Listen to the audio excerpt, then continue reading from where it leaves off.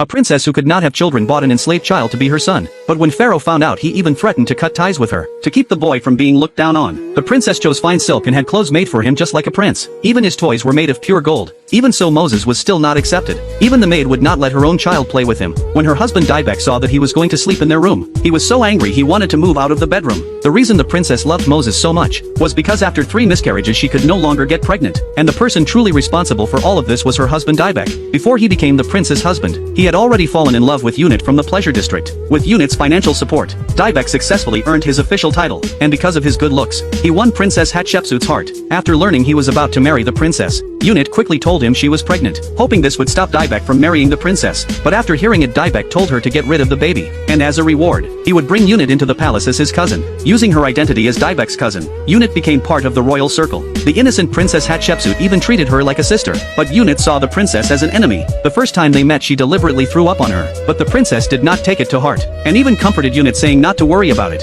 In truth only Unit knew it was morning sickness, because she had never gotten rid of the child. To keep it from being discovered, she quickly found a man to take responsibility. Under her constant flattery, the high priest slowly fell for her. Soon the two completed their wedding, but when the princess and Dybbuk had their grand wedding, Unit was consumed by jealousy and drugged the princess, then changed into the princess clothes and spent the night with Dybbuk. When the princess woke up the next day, Dybbuk pretended he had been by her side the whole time, and told the princess she had been too tired yesterday, and fell asleep as soon as she came back. But after hearing this the princess blamed herself for not fulfilling her duty as a wife, and Dybbuk with all his experience with women naturally knew that some things still had to be done properly. After becoming a woman, the princess was in an incredibly good mood, and even shared her happiness with Unit. Unit smiled on the surface and said the princess had chosen the right man, but inside she hated her bitterly. Later when the princess was bathing by the river she found a baby boy. Her motherly heart overflowed and she felt he was a coming-of-age gift from God, so she immediately took the boy as her son, and named him Moses. But after she brought the child back to the palace, the queen recognized the torn cloth wrapped around Moses as the kind commonly used by Hebrew slaves. She immediately questioned why the princess had brought him back.